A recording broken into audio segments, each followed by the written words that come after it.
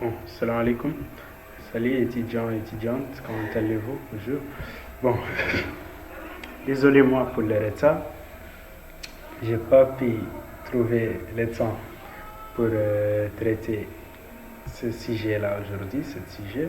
Bon, mais j'ai essayé seulement de résumer quelques points sur ça.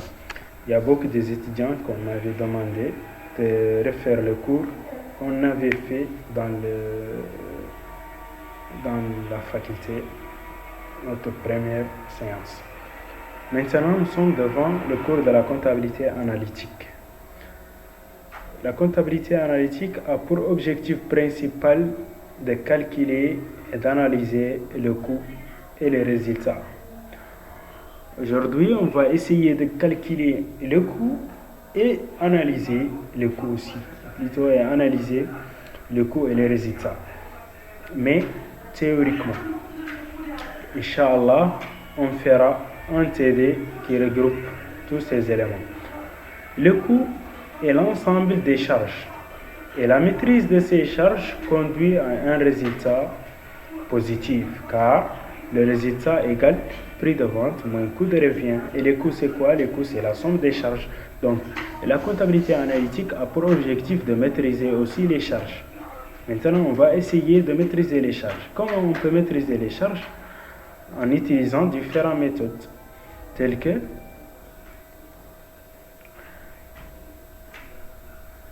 vous allez me demander avant pourquoi on n'agit pas sur les prix pour trouver un résultat positif.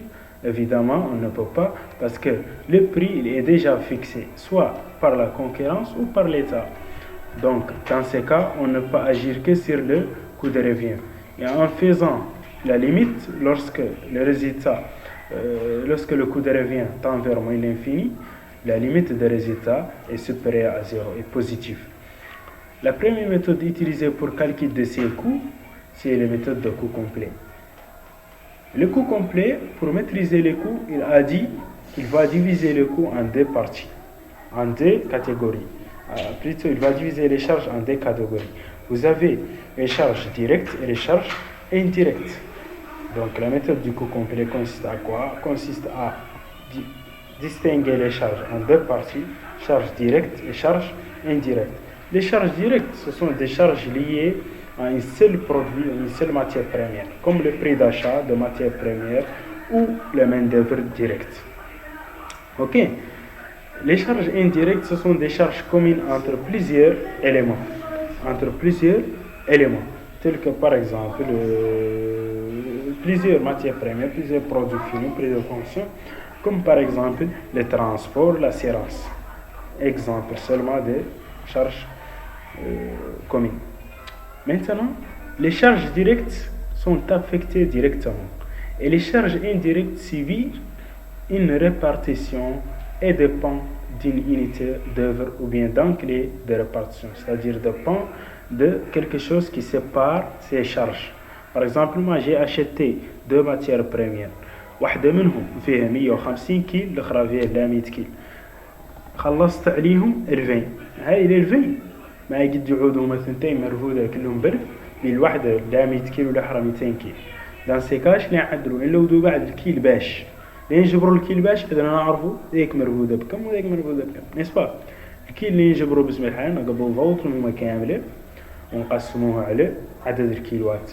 وعدد الكيلوات هو اللي قالوا l'unité d'œuvre ولا la clé de répartition, c'est-à-dire la quantité ici c'est l'unité d'œuvre.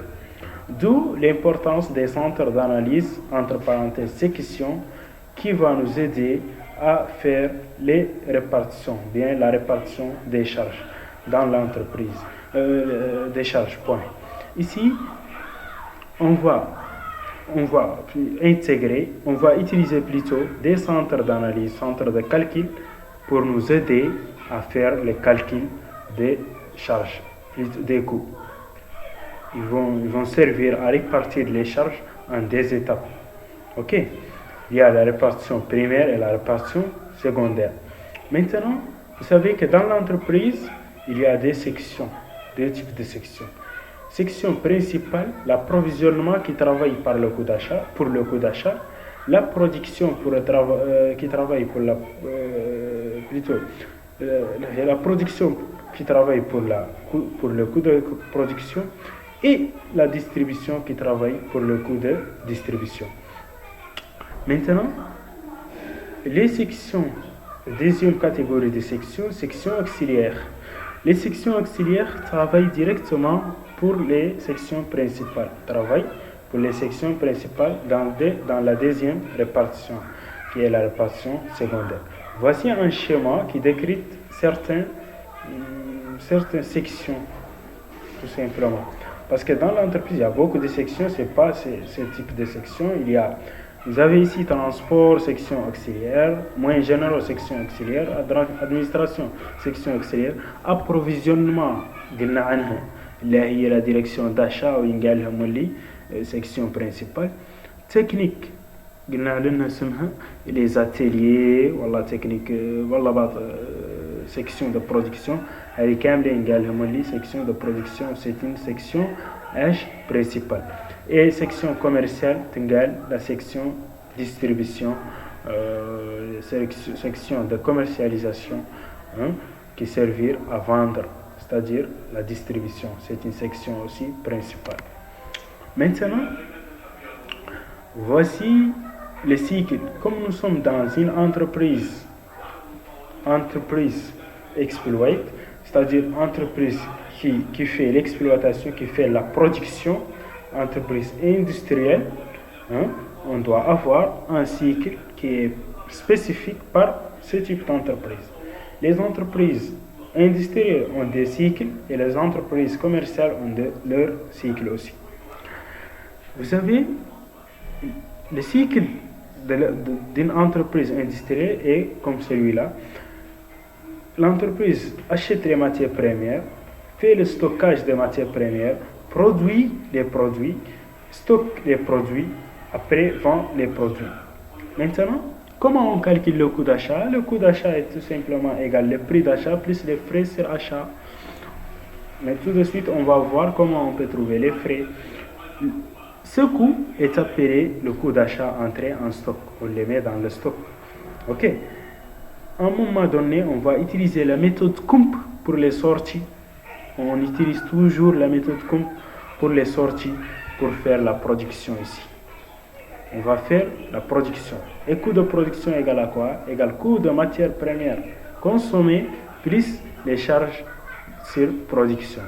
Après, on va stocker les matières premières parce que ce coût de production est appelé quoi? Coût de production entré en stock pour les produits finis. À un moment donné, on va utiliser ce qu'on appelle la méthode COMP pour faire la sortie des produits, pour les distribuer, pour vendre. Et on calcule le coût de revient. Maintenant, voici le tableau de répartition qui va nous donner les frais. Frais de production, frais d'achat, etc. Le format est ceci, comme ça. On fait juste T1 pour les charges directes. 60 إلى 68 نقالهم les charges directes. ما عندهم مشكلة. اوكي. Maintenant, هاو كاملين كلهم عند ذاك اللي جاي. Ok. Maintenant, on fait T1. Vous avez l'unité d'œuvre. On va parler de ça tout de suite. Vous avez le nombre d'unités d'œuvre. Vous avez le coût d'unité d'œuvre. On met transport et moyens généraux qui ont été ici. On les met ici. On les met ça ici. Maintenant, on a ce qu'on appelle les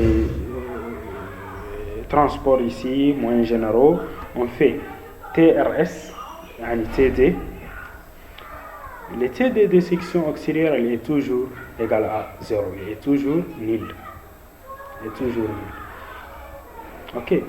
Et l'unité d'œuvre des sections principales, toujours, s'il ne vous donne pas quelque chose, s'il ne vous donne pas l'unité d'œuvre, l'approvisionnement, toujours la quantité achetée, la production, toujours la quantité produite, la distribution, toujours la quantité vendue. Ça varie en fonction de l'exercice. Quel exercice doit يعطيكم اللي تابع très bien. Le nombre d'unités d'œuvre خلص la quantité اللي عندي achetée نجمعها من M1 و M2 نعدل la somme. Ici produité P1 و P2 نجمع la quantité produite vendite P1 PD نجمع la quantité vendite. Le coût unité d'œuvre égale TD divisé par le nombre d'unités d'œuvre, toujours. Et transport, il va donner quelque chose en pourcentage, en proportion à approvisionnement. Parce que dans la deuxième répartition consiste à répartir, à effectuer les charges de sections auxiliaires sur les sections principales.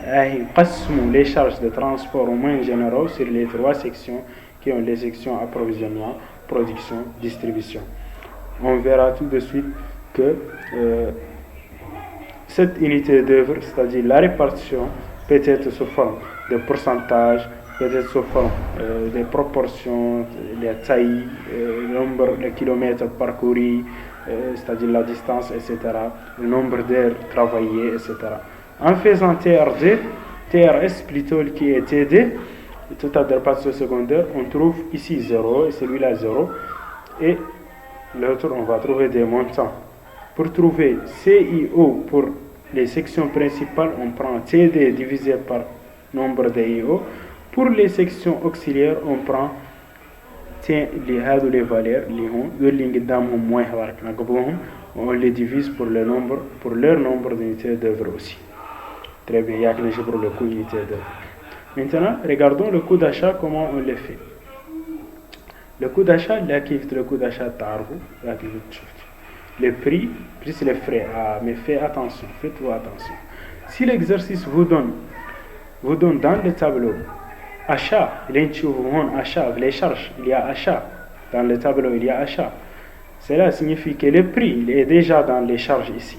Si vous trouvez directement coût unité d'œuvre d'approvisionnement, cela signifie le coût d'achat entré en stock. On ne doit pas faire ce tableau. Le tableau on directement les stocks. On prend quoi? On prend coût unité d'œuvre d'approvisionnement qui est dans le tableau, on le met dans le coût d'entrée, coût unitaire de bon d'entrée. C'est pas le stock initial, c'est le bon d'entrée. Je ne vais pas juste allonger la flèche, mais je dois le faire. Ok. Maintenant, c'est ça le fiche de stock qu'on doit toujours le faire après le calcul de coût d'achat. Maintenant, on calcule le coût de production.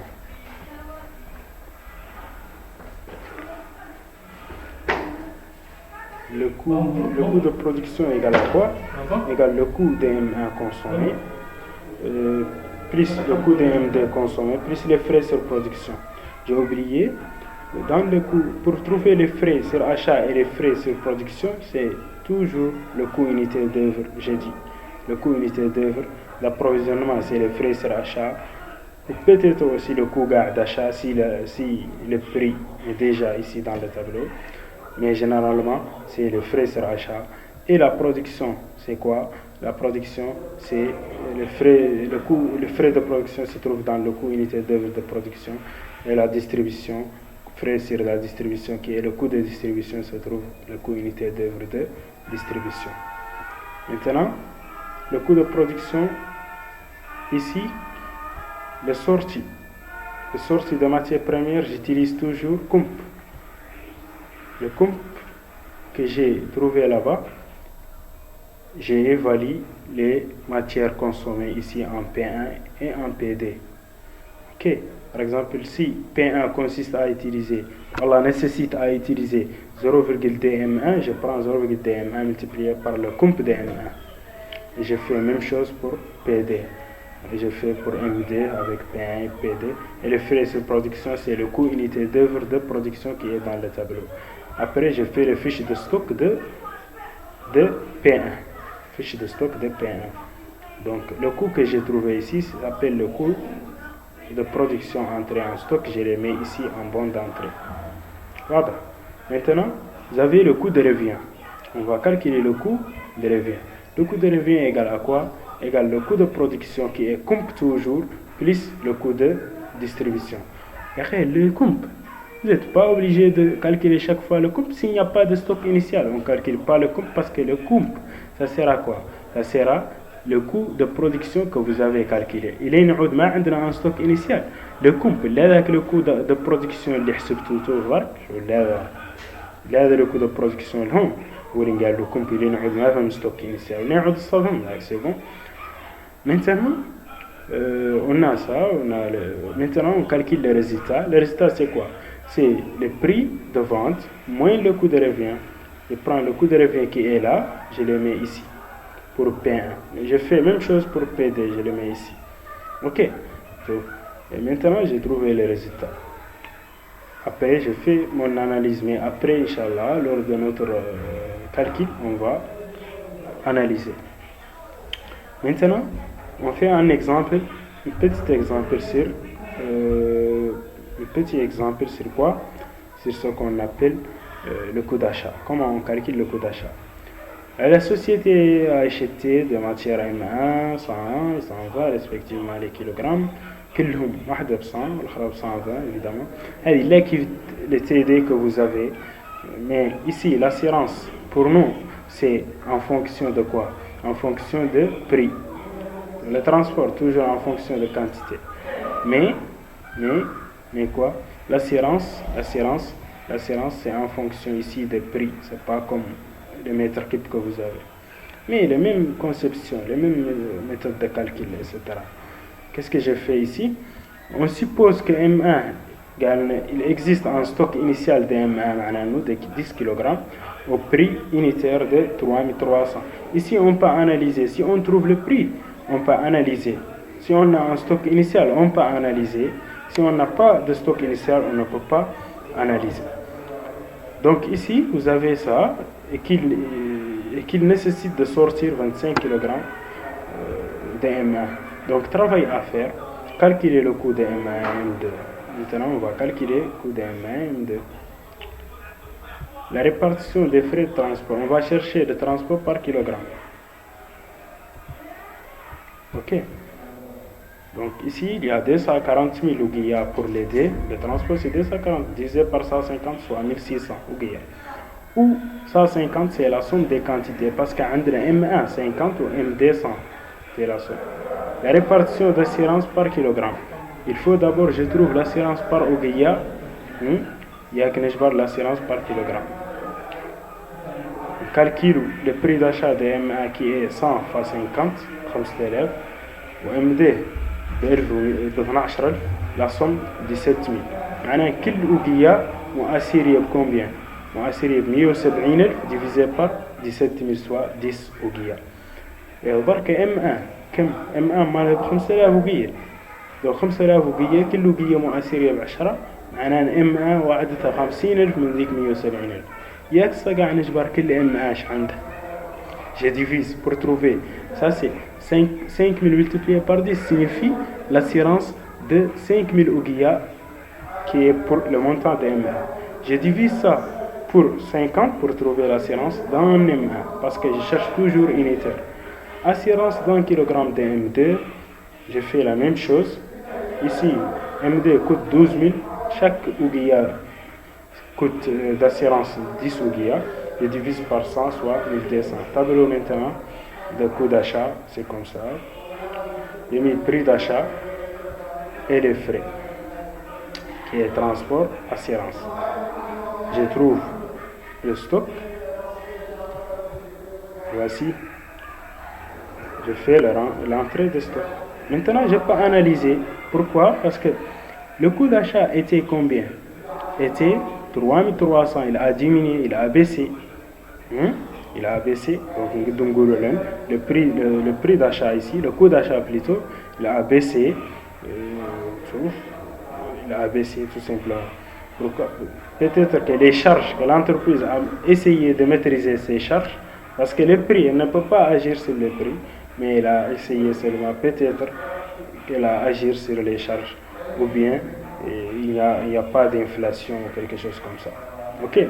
On peut dire quelque chose comme ça. Maintenant, juste, je reviens ici pour vous expliquer un peu ce qui concerne l'approvisionnement. شفتوا l'approvisionnement يقد يعطيها لكم في التابلو واللي هي زاد وقد ما يعطيها لكم. Par exemple ici, n'est-ce pas, nous sommes capables de calculer le coût d'achat ici. Nous sommes capables de calculer le coût d'achat de cette forme comme ça. ايوا شوف حتى هما اللي دار دي زيكزارسيس قد يعطيهم لكم كومسا يعطيكم خبار لو بروفيسيونمون كامل لقدام لو داشا هذاك التابع له يعطيه لكم لقدام وتعودوا نتوما تعدلوا يا المقر نتوما تعدلوا لا لو كود برودكسيون كود ديستريبيسيون تري بيان جو vous remercie et à la séance prochaine inchallah bon هذه هي لا dernière sur الرسوم c'est l'explication des cours اللي نعدلوا ان شاء الله المره الجايه تي دي qui est le TD numéro 4 اوكي هذه راك TD اللي عدلتهم نقول لهم TD numéro 1 وذيك اللي بيبس ودبس وكم ذيك اللي نقولوا لها TD TD 3 اللي نقولوها هذيك الاخرى دونك معناها الناس شي يتعدل cette vidéo راك vous allez le regarder comment vous allez le regarder en première باللي هو الفي لا باس حد تخلص la vidéo وفهموا il va comprendre le PEPS et DEPS parce que ici j'utilise comme pour les sorties PEPS et DEPS juste des méthodes de calcul ok donc j'ai fait des méthodes de calcul seulement et je vous remercie beaucoup et à la séance prochaine.